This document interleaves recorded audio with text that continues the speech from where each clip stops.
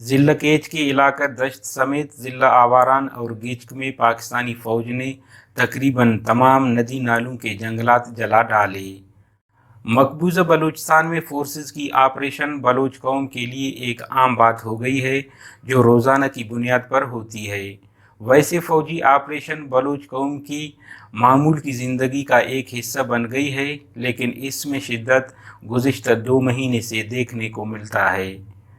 ضلع کیچ کے علاقہ دشت میں 19 اور 20 ستمبر کی درمیانی رات ریاستی فوج نے اپنے مقامی مسلح حمایت یافتہ افراد کے ساتھ مل کر دشت 80 گز کے جنگل کو آگ لگا دی، جو پوری دشت کو لپیٹ میں لے کر جان محمد بازار تک پہنچ گئی، جبکہ آواران، دراسکی، گونیکور سمیت پسہیل، ہتھیل، گچک، جوانتاک، پینکولانچ سمیت دوسرے ندی نالوں کے جنگلات کو حالیہ فوجی آپریشن دوران پاکستانی آرمی نے جلا ڈالے تھے۔ دشت میں لگائے گئے آگ سے گوہرگدب، ڈمپ، لنگاسی، جان محمد بازار اور زرین بگ کے جنگلات مکمل جل کر راکھ ہو گئے ہیں، جس میں کئی اقسام کے نایاب درخت اور مزریاں جل کر خاکسار ہو گئے ہیں۔ دشت اور گردنواح کے علاقوں میں ریاستی فوج نے حال ہی میں متعدد چوکیاں اور ایک مرکزی چیک پوسٹ بھی قائم کیا ہے۔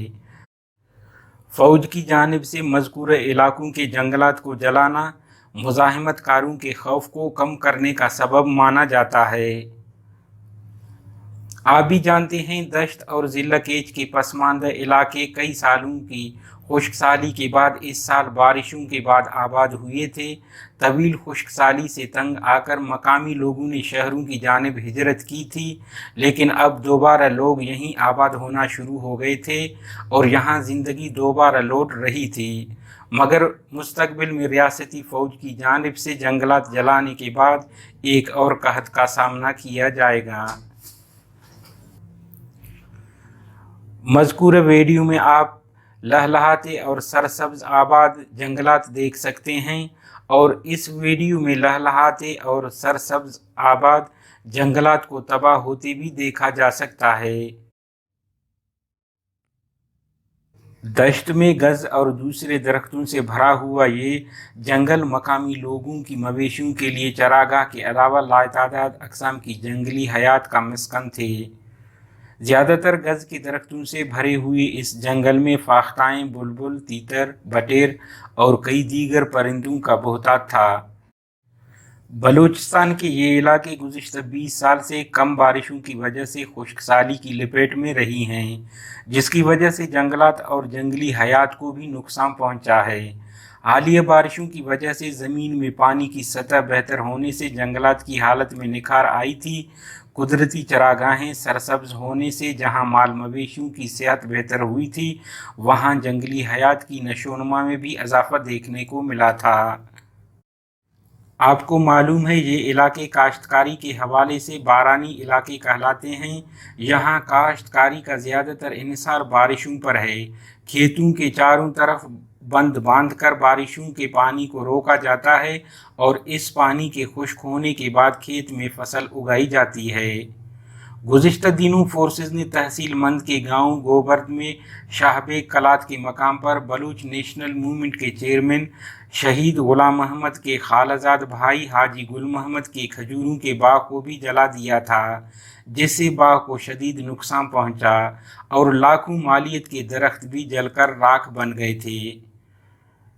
بلوچستان میں باغات اور کھیتوں کو جلانا فورسز کی جارحانہ اور انتقامی کارروائیوں کا ہمیشہ سے حصہ رہے ہیں، لیکن حالیہ دنوں میں مکران کے کئی علاقوں میں فورسز نے اپنی جارحانہ کارروائیوں کے دوران جنگلات کو بے دردی سے جلا ڈالا ہے، جس سے جنگلات اور جنگلی حیات کو شدید نقصان پہنچا ہے۔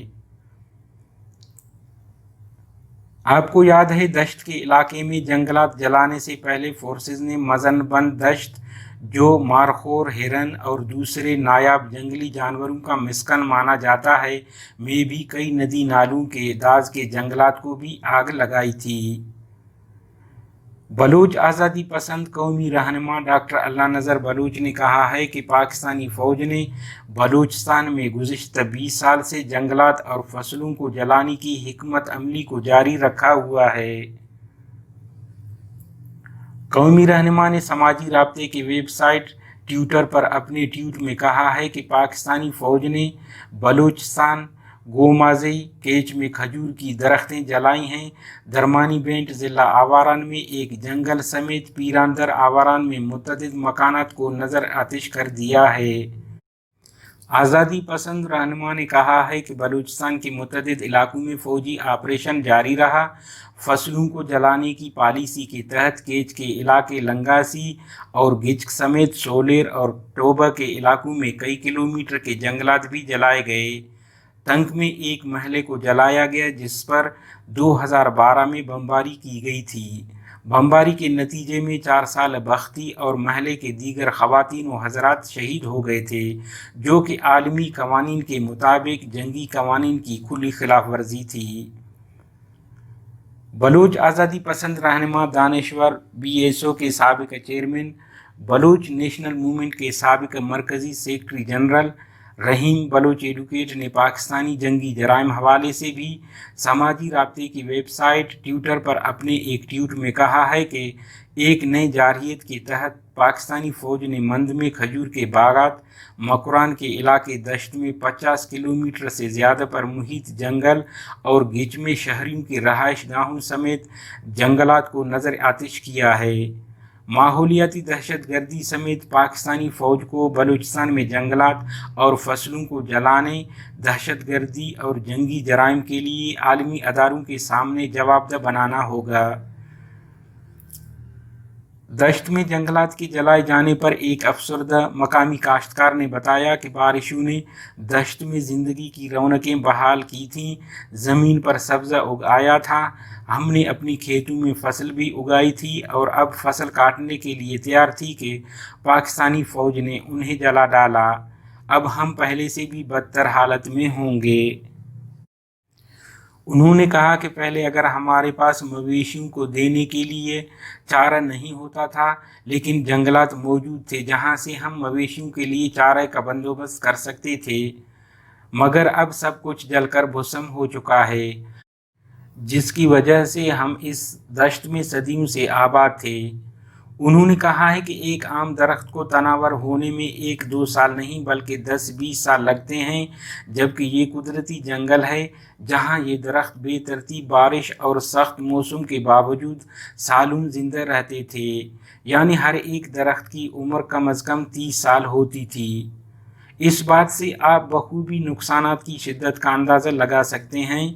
آخر میں ایک بار پھر ہم بتاتے چلیں کہ گزشتہ 2 ماہ سے گچک، وادی مشکے، آواران، جھاؤ میں فورسز کی جاری آپریشنوں میں جنگلات اور فصلیں جلانے کے ساتھ ساتھ 20 بکھرے ہوئے گاؤں بھی نظر آتش کیے گئے تھے۔